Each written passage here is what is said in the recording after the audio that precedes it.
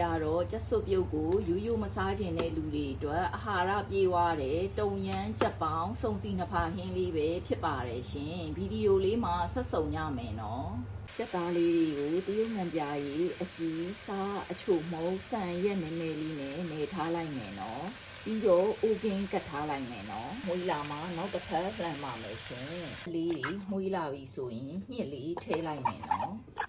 ရွှေဖြုံသီးလေးထည့်ပါမယ်ကြက်သွန်ပြူလေးကိုလေအလေကနေပဲဓားရပေးပြီးထည့်လိုက်မယ်ခနောတုံရမ်းကလေးနှစ်ခဲထည့်မယ်နော်နနံပင်မြစ်ပဒဲကောတတုံးထုထားတာချင်းဒီလေးလည်းထည့်လိုက်မယ်နော်ဒါကြက်သားနေထားတော့ကကြံတယ်အရည်လေးပါရှင်စံရက်အရည်လေးမို့ထည့်လိုက်ပါမယ်နော်ကောင်းစီလေးလည်းထည့်လိုက်ပါမယ်ကောင်းလေးတွေလည်းနူးပြီဆိုရင်မိမိလိုတဲ့ရေနေထားထည့်မယ်ပဲပြားလေးထပ်ထည့်ပြီးတော့အဖုံးအုပ်ပြီးပဲပြားပွားတဲ့အထိကိုထပ်တည်ထားလိုက်အောင်မယ်နော်ပဲပြားလေးတွေပွားလာပြီဆိုရင်တရုတ်နံနံအယိုးလေးတွေအရင်ထည့်လိုက်မယ်နော်မုံညင်းထိုင်းဝမ်မုံညင်းလေးခတ်ပါမယ်ရှင်ဒါကတော့မိမိစားခြင်းနဲ့အရွက်တွေအကုန်ထည့်လို့ရပါတယ်နော်ပဲပင်ပေါက်လေးလည်းထည့်ပါမယ်အရသာပေါ့ငံအနေတော်မီးပြီးပြီဆိုရင်တော့တရုတ်နံနံလေးခတ်လိုက်ရင်တော့ကျမရဲ့တုံရမ်းကြက်ပေါင်းစုံစီနှစ်ဖာဟင်းလေးရပါပြီရှင်ကျမတို့အိမ်အတွက်ကတော့တုံရမ်းကဲနှစ်ခဲထည့်ထားတာကအနေတော်ပါပဲရှင်အပေါ့ငံရတာလေ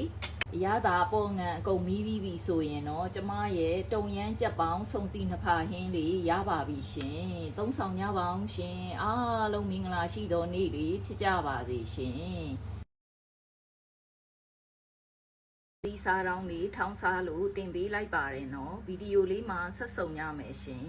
ဒီစားတောင်းလေးထောင်းဖို့အတွက်ကြက်သွန်ပြူလေးတွေကိုအရင်ထည့်ထောင်းလိုက်မယ်နော်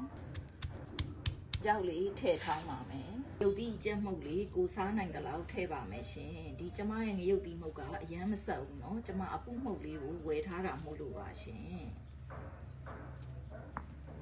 အချို့မှုတ်လေးနည်းနည်းထည့်လိုက်မယ်နော်စားလေးနည်းနည်းထည့်ပါမယ်ရှင်စီးနေအောင်ထောင်းလိုက်မယ်နော်ကြိုင်နေထားဖြစ်ပြီဆိုပကံလေး10ထည့်ထားလိုက်မယ်နော်အဲစီလေးစမ်းလိုက်မယ်နော်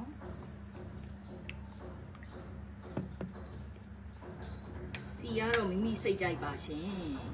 တခါတည်းနဲ့မကုန်ရင်တော့နည်းနည်းလေးပိုစမ်းပေါ့နော်ထားခံအောင်လို့လေခုဆိုရင်တော့ထမင်းမြိန်စီတဲ့ငရုတ်သီးစားတောင်းလေးရပါပြီရှင်သုံးဆောင်ကြပါအောင်ရှင်အားလုံးမင်္ဂလာရှိသောနေ့လေးဖြစ်ကြပါစေရှင်